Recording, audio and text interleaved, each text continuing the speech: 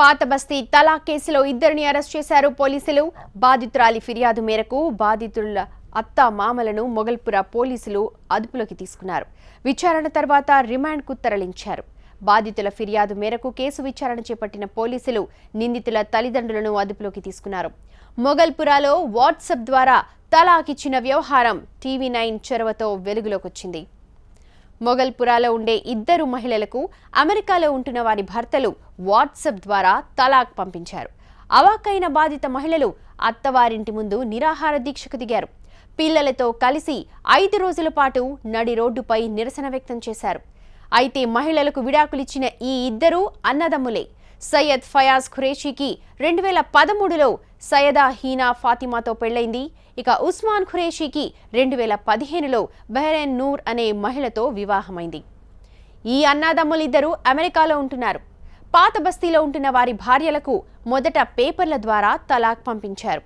అయినా వారి నుంచి స్పందన లేకపోవడంతో వాట్సాప్ ద్వారా తలాక్ మెసేజ్ పంపారు. షరియత్ ప్రకారం తలాక్ ఇస్తే మేం ఒప్పుకుంటాం, ఏ నేరము చేయని మాకు ఈ శిక్ష ఎందుకు విధించారంటూ బాధిత మహిళలు పోలీసులకు ఫిర్యాదు చేశారు.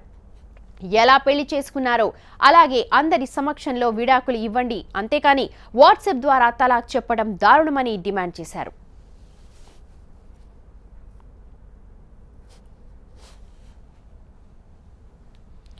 కోడళ్ల ఆవేదనను పట్టించుకొని హఫీజ్ ఖురేషీ మాత్రం కొడుకుల నిర్ణయాన్ని సమర్థించాడు. విడాకులు ఇచ్చిన తర్వాత వాళ్ళు మా ఇంటికి ఎలా వస్తారని కూడా ప్రశ్నించాడు. దీంతో TV9 ఇచ్చిన సమాచారంతో సౌత్ జోన్ డీసీపీ సత్యనారాయణ బృందం రంగంలోకి దిగింది.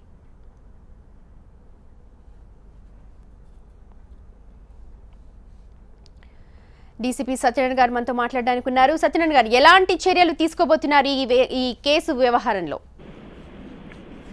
ఇది నమస్తే. ఇది చాలా సీరియస్ విషయం అండి. ఇది యాక్చువల్ గా తలాక్ ఇచ్చి డైవర్స్ తీసుకోవచ్చు అనే వెనకాల దాని పేరుతో వీళ్ళు the way they exhibited cruelty and అమానుషత్వం ఈ ఇద్దరు మహిళల పట్ల అత్త మామలు కానీ ఆ భర్తలు కానీ వాళ్ళు ప్రవర్తించిన తీరు చాలా హేయంగా ఉంది.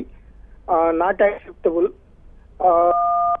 మాకు హక్కు ఉంది, మేము ఈ తలాక్ అంటే ఎలక్ట్రానిక్ వేలో పంపించవచ్చు, వాట్సాప్ లో పంపించవచ్చు అని వాళ్ళు జస్ట్ పంపించిన క్షణాల్లోనే వీళ్ళకి ఇంకా రిసీవ్ కాలేదు. బట్ వీళ్ళ మెడబెట్టి గెంటేశారు. పిల్లలు పసిబిడ్డలు బాల్యంత్రాలని చూడకుండా. ఈ యొక్క ఫస్ట్ ఎవరైతే సోహెల్ అని ఉన్నాడో అమెరికాలో 7 హెవెన్ లో న్యూయార్క్ లో పనిచేస్తున్నాడు. అతను మెడికల్ ఏజెన్సీలో. అతను ఇది 3rd తలాక్. అంత క్రితం కూడా 2 విక్టిమ్స్ ఉన్నారు.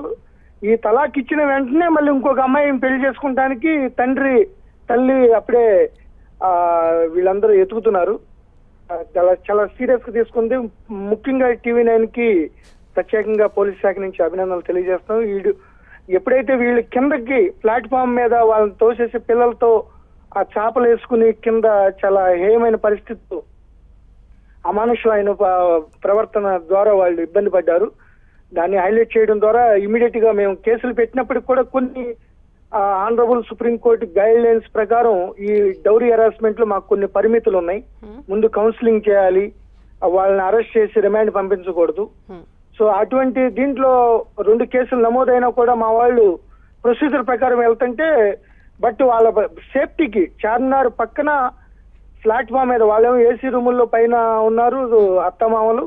వీళ్ళని చాలా బలవంతంగా కిందకి నెట్టేసి పాలు కూడా పిల్లలకి పట్టిన పరిస్థితుల్లో మళ్ళీ పైకి వెళ్తే వాళ్ళ మెడకాయ పిసికి వెనక్కి పంపించేశారు. సో దాని మీద డీసీపీ అయినా నేను ఇటువంటి కేసుల్లో జనరల్ గా ఎస్పీ స్థాయి అధికారి ఉండరు. అయినా కూడా స్వయంగా రంగంలో దిగి వాళ్ళని తీసుకుని వాళ్ళని నాన్ బెయిలబుల్ సెక్షన్ పెట్టి రిమాండ్ పంపించడం జరిగింది.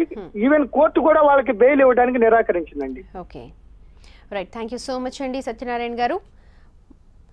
అయితే నిజమైన కల్ప్రిట్స్ ని, నిజమైన వాళ్ళు అమెరికాలో ప్రస్తుతం ఉన్నారు ఎవరైతే తలాక్ ఇచ్చారో వారిని కూడా ఇండియాకు పిలిపించి తమకు న్యాయం చేయాలని బాధితురాలు కోరుకుంటున్నారు.